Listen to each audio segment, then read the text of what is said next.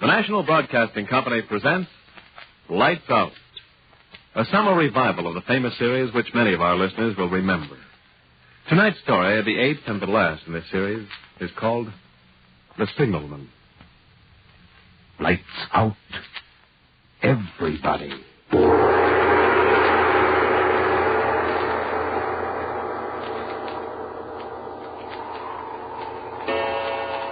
This is the witching hour. The hour when dogs howl and evil is let loose on a sleeping world. Sit in the dark now and listen to Lights Out.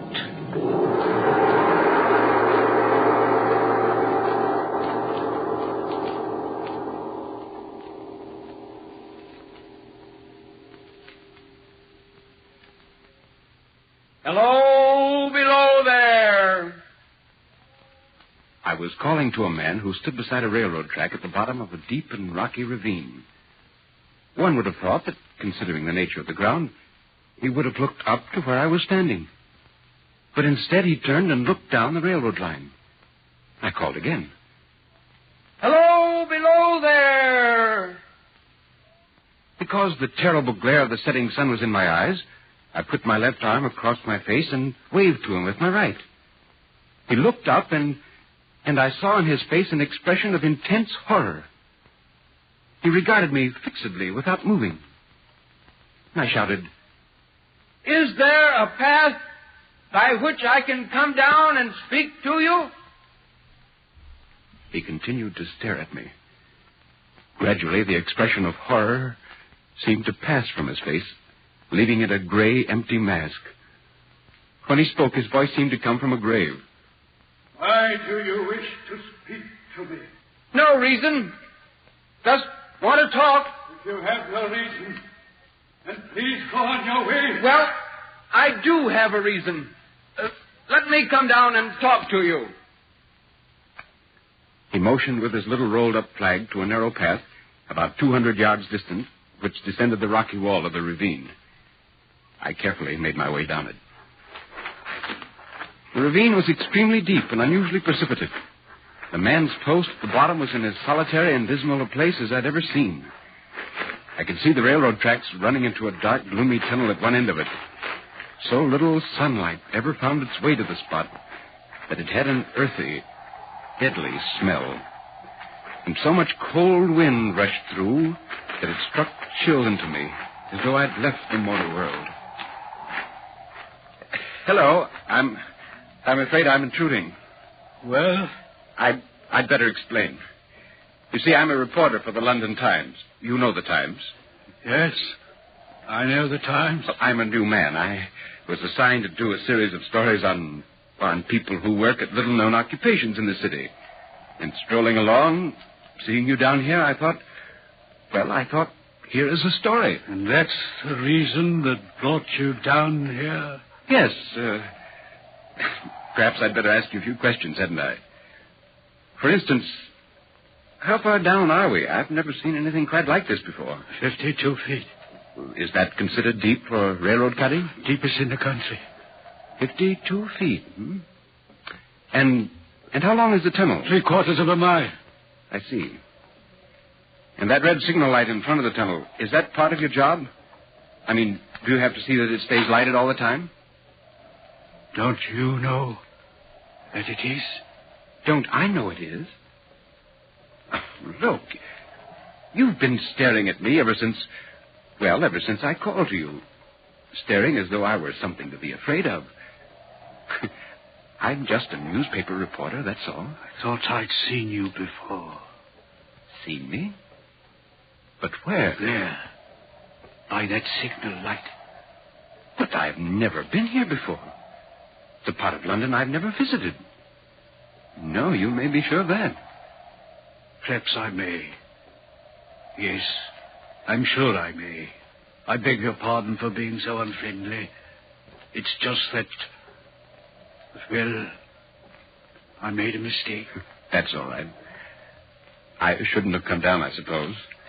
After I saw this unusual ravine in the tunnel and your job down here, I felt I had to come down and talk to you. I think I'm glad you did. I have very little company. This is a world here different from other men's worlds. I can believe that. May I ask, what exactly is the nature of your job? I mean, besides keeping the signal light burning and flagging the trains, what do you have to do? Not very much. I operate the telegraph in my hut over there. Turn this iron handle now and then. That's all. And you're down here all the time? Yes. Don't you ever get a chance to take a few minutes off and get up there and top in the sunlight? Very seldom. I can't leave the telegraph. By the way, I have a fire in my signal house. Wouldn't you like to come in and warm yourself? Oh, indeed I would. This wind cuts right through me. We'll hurry along.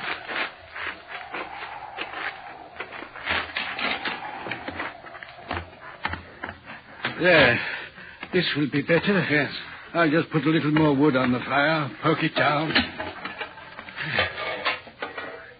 How do you stand that wind?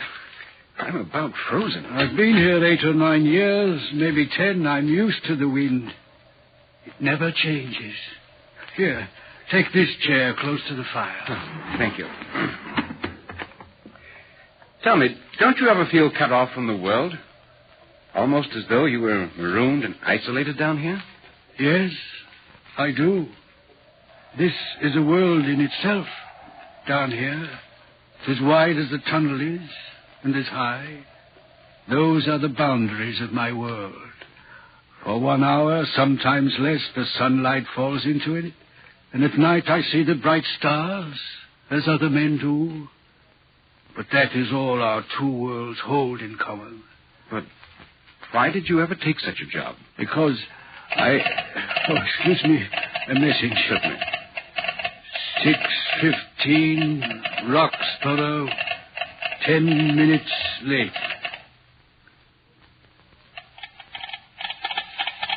Received message. All's well. Do you know, after talking to you, I feel as though I've at last met with a completely contented man. I believe I used to be so at one time. But now, I'm worried. Worried. About what? I don't know. It's difficult to explain. Perhaps I can help you. I've been thinking of that. I've been wondering. Tell me. I've got to tell someone. And yet, give me some time to think it over. Say until tomorrow night, perhaps then. You mean you'd like me to come back? Yes, if it wouldn't be too much trouble. I'll be here, about the same time. But why not now? Why can't you tell me now? I want to think it over in my mind first.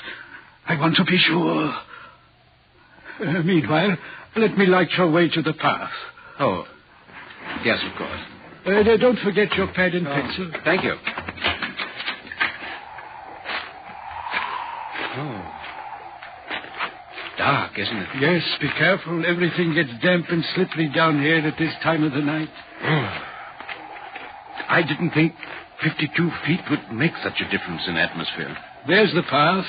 And let me ask one favor of you. Yes? When you reach the top, don't call out. Very well. And tomorrow when you come, don't call out. Tell me, what made you cry out hello below there tonight? I don't know. Did I cry something to that effect? Not to that effect. Those were the very words. I know them well. I suppose I said them because I saw you below. With your left hand across your face and your right arm raised. The sunset was in my eyes. That was the only reason? What other reason could I possibly have? You had no feeling that the words and gesture were conveyed to you in any supernatural way? No, of course not. I see. Well, good night, then. I'll see you tomorrow night. Yes. Yes, tomorrow night.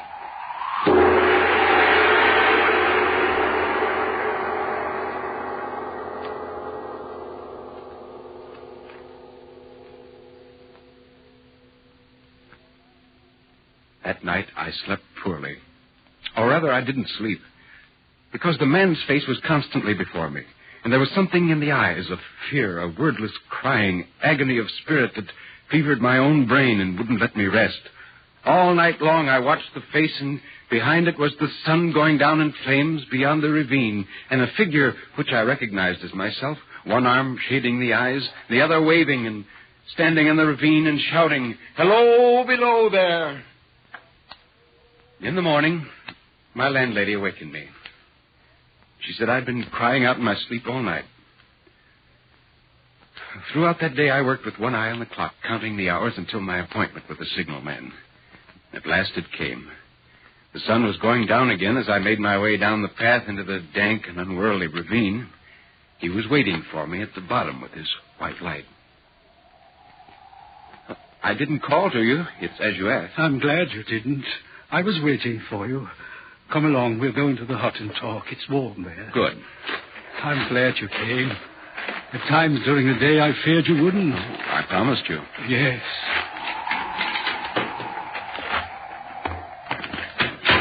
I've made up my mind to tell you the story. The whole thing. Sit down. Thank you. But before I do, tell me, do you believe that I am in my right mind? Yes. Yes, I believe that. All right. Do you remember yesterday evening the fact that I took you for someone else? Yes. That's what's troubling me. The mistake, you mean? No. There's someone else I took you for. Who is he? I don't know. Oh, does he look like me? I don't know. I've never seen his face. You see, the left arm is across the face, always. And the right arm is waved violently this way. It's as though he were trying to signal me. For God's sake, clear the way. Where do you see him? I may as well start at the beginning. One moonlight night about a year ago, I was sitting here when I heard a voice cry out, "Hello, below there!" It was just as you called last evening. I jumped up and looked out of the door and saw this someone else standing by the red light near the tunnel, waving, just as you did last night. One arm across the face, the other waving toward you? Yes, the voice seemed hoarse with shouting, and it cried, "Look out! Look out!" And then again, "Hello, below there, look out!" I caught up my lamp, turned it on, and ran toward this figure. "What's wrong?" I said. "What's happened?" He didn't speak. Stood just outside the blackness of the tunnel. I advanced so close upon it that I wondered at its keeping the arms across the eyes. I ran right up to it and had my hand outstretched to pull the arm away when it was gone. Gone? Where? I don't know. I ran on into the tunnel, 500 yards maybe. I stopped and held my lamp over my head. And all I saw were the wet stains trickling down the walls. I ran out faster than I'd run in, searched the area with my light, and then came back here and called Burnham and said the alarm had been given. Anything wrong? They answered, "All's well. Disregard alarm message." Well, don't you suppose you could have imagined seeing him? Yes, but you forget. I also heard him. Yes, but listen to the wind whistling through the tunnel. It sounds almost human at times. It's possible to Let imagine... me finish. You haven't heard the rest. Within 6 hours after the appearance, 6 hours, mind you, the 2:40 train came through the tunnel, slowed down and stopped. The engineer signaled me and I hurried up to the cab. What's the matter? Don't know. One of the conductors signaled for a stop. Everything all right here? Yes, just got the all clear signal. Here comes the conductor now. Hello? What's wrong back there? What did you pull the cord for? An accident. Where's the signalman around here? That's me. You have a shack nearby. Right over there. What happened, man? A woman was killed. Killed? How? She was passing between the coaches. I suppose she slipped, was caught between the couplings. But how? Nobody seems to know, sir. She was crushed horribly. On account of the other passengers, we've got to get the body off. Have them take her to my shack. You... Have them take her... From the shock when One morning, just as day was breaking, I looked toward the red signal light and saw him again. Did he cry out this time? No, he was silent. Did he wave his arm? Yes, the right one. The left, as usual, was across his eyes. He seemed to be pointing down into the tunnel. He leaned against the shaft of the light like a statue over a grave. Did anything happen? Any accident, anything? Not immediately. He was there. I saw him. Then he was gone. I waited for the hours to pass. When 6 hours went by and nothing had happened, I began to feel relieved. By nightfall, I had almost forgotten it and was able to read quite calmly as the hours passed. I was sitting here reading, the door open, when I heard a train. It was the midnight express from Brighton. I recognized the whistle. I got out my flag, stepped to the door. I could hear them for miles beyond the tunnel entrance. I listened to the wheels, filling the night with their driving, pounding, rhythmic beat. And I thought of the people on the train, the tired, worn-out picnickers and weekenders returning from Brighton. It made me feel responsible for them, as though I were their guardian and keeper. I listened to the rhythmic beat of the wheels. The train was nearing the tunnel mouth. I listened to the regular, powerful beat of them, and then suddenly I realized that they weren't regular. There was no rhythm, only the terrible, raging cry of a machine that has suddenly broken through its own power and is heading for destruction.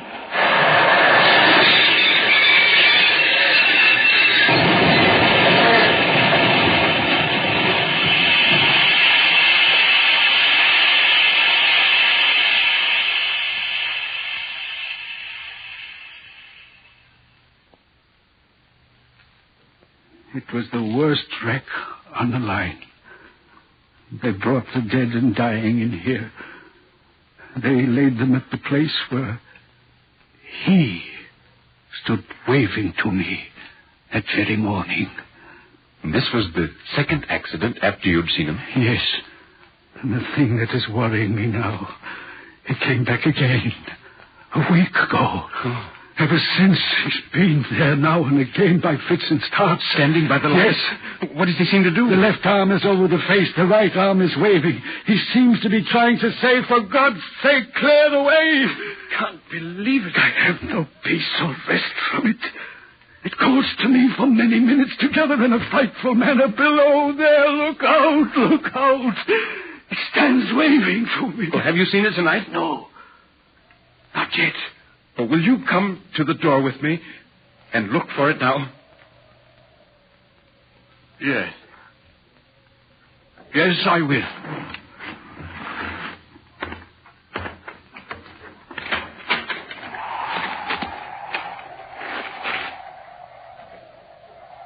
Do you see it? No.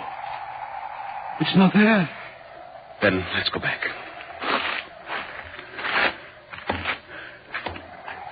It wasn't there now, but it may be there a moment from now. What troubles me is, what does this spectre mean? What is the danger? Where is the danger? There is danger overhanging somewhere on this line. Some dreadful calamity is about to happen. It's not to be doubted this third time after what has gone before. But what can I do? Nothing that I can see. If I telegraph danger, I can give no reason for it. I should get into trouble and do no one any good. They would think I was mad. I would wire danger, take care, and they would answer, what danger, where? And I would have to wire back, don't know, but for God's sake, take care. And they would, of course, discharge me. What else could they do? Yes, I see. When it first stood under that light, why didn't it tell me she is going to die? Let them keep her at home. When it came the second time, why didn't it tell me how the accident could have been averted? If it came on those occasions only to show me that its warnings were true, why doesn't it warn me plainly now? Why doesn't it tell me what is going to happen so that I can change it? Listen, there's nothing you can do. Or rather, you're doing the only thing that any sane, normal person would do, and that's nothing. The important thing is to keep your balance now. Don't get worked up to the point that that if you need to act later, you won't be able to. Yes. You're right. Of course you're right. You're doing your job as well as it's humanly possible to do. You're not responsible for the future. You're responsible only for the present. What happens at this switch, now. You've got to look at it that way. I know. Only I can't forget that something is going to happen. I don't doubt that. But if you keep your eyes open at all times, you may be able to prevent it. I pray to God I may. It's easy to say, but try not to think about it too much. I try. But it's the responsibility that crushes me.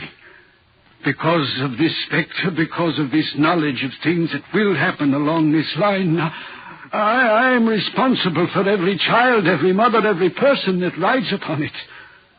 I know that something is going to happen. I ought to warn them, but I don't know how to warn them. When they die, if they die, their deaths are on my shoulders. Look, would you like me to spend the rest of the night with you? Perhaps it would help keep your mind off things. No, thank you. I'll be all right. You don't know what a blessing it's been just to be able to tell you the whole story. Would you like me to come back tomorrow night? Would you mind?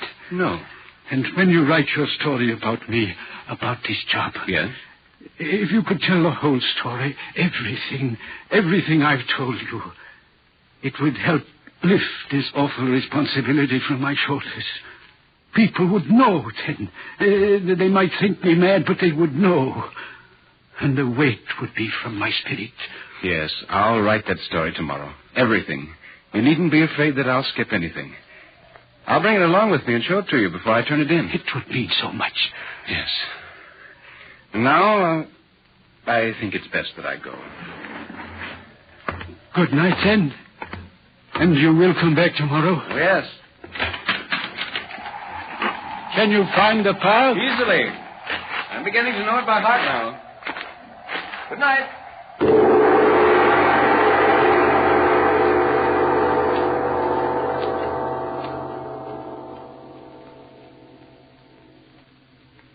I went to bed immediately after returning to my lodgings. If I had slept unsoundly the night before, I slept little, if any, this night. They were the same dreams, the man's face, his eyes with their deep inner secret and pain, and in the background the sun going down over the ravine, and the figure, no longer my own, with one arm across the eyes and the other waving toward me, crying in a low moan, "Clear the way, clear the way."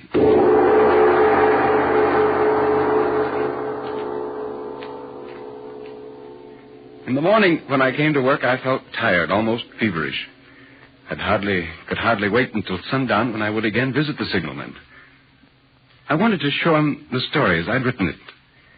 At last, the hands of the clock pointed to 6:30, and I left the office on my way to the ravine. About half an hour later, I arrived at the top of the cutting. I glanced down, and there, close at the mouth of the tunnel, I saw a man, his left arm across his eyes, passionately waving his right arm. The nameless horror that oppressed me passed in a moment, for I saw that this man was a man indeed, and that there was a little group of other men standing at a short distance, to whom he seemed to be rehearsing the gesture he made. With an irresistible sense that something was wrong, with a self-reproachful fear that fatal mischief had come of my leaving the man there alone in his state of mind the night before, I descended the rocky path with all the speed I could make and ran up to the crowd. What's the matter here? Signalman killed. When? Just a little while ago. Not the man belonging to this post? Aye. Not the man I know? You will recognize him, sir, if you are a friend to him. The body is over here.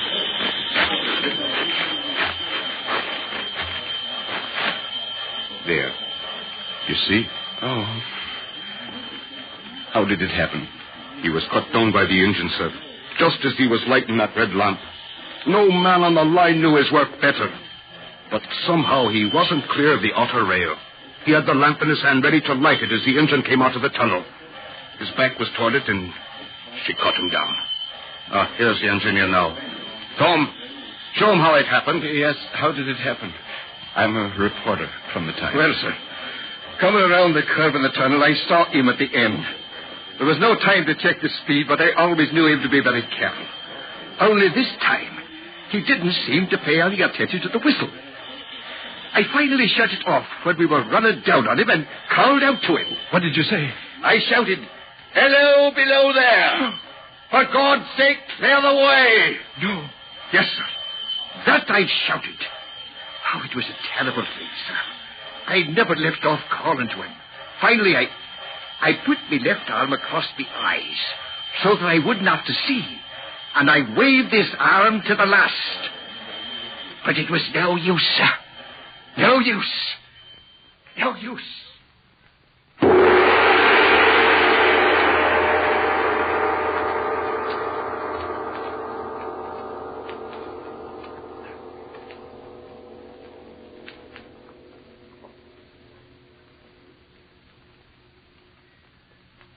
I walked away. I was trembling so that it took all my efforts to climb the rocky path to the top of the ravine. I knew the sun was going down in flames behind me, but I dared not look.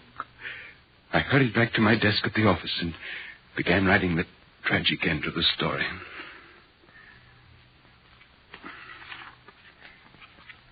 Sir? Yes, boy? Is your copy ready, sir? In just a moment. Please hurry, sir. Piper goes to press in a half hour. I'll have it ready. Come back in a few minutes. All right, sir. This, then, is the story as it was told to me and as I saw it. I make no judgment of it, no deductions. It happened. I know it happened. That is all. Except I bear with me the memory of a humble man, lonely and isolated from this world of ours, one who bore the responsibility for his fellow men so strongly on his conscience that he died from it. For I am convinced that that alone is what brought him to this end, not the train, which was merely an instrument of fate. Signed, Charles Dickens.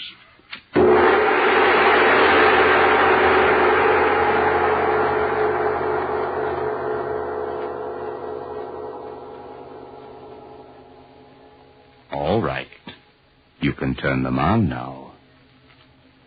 You have just heard the eighth and the last in the summer series of Lights Out. Tonight's story, Charles Dickens' The Signalman, was adapted for radio by Frederick J. Lipp. Starring in the role of Charles Dickens was Nelson Olmsted. The signalman was played by Herb Butterfield. Others in the cast included Boris Apland, Nathan Davis, and Jess Pugh. And now it's time to turn the lights out for the summer. We've enjoyed bringing you these shows, and if we've managed to send a few chills up and down your spine, well, that's what we set out to do. Beginning next week at this time, be sure to hear the new Judy Canova show, which returns to the air. You'll have the time of your life, so be sure to listen. Lights Out was produced and directed by Albert Cruz. This is NBC, the National Broadcasting Company.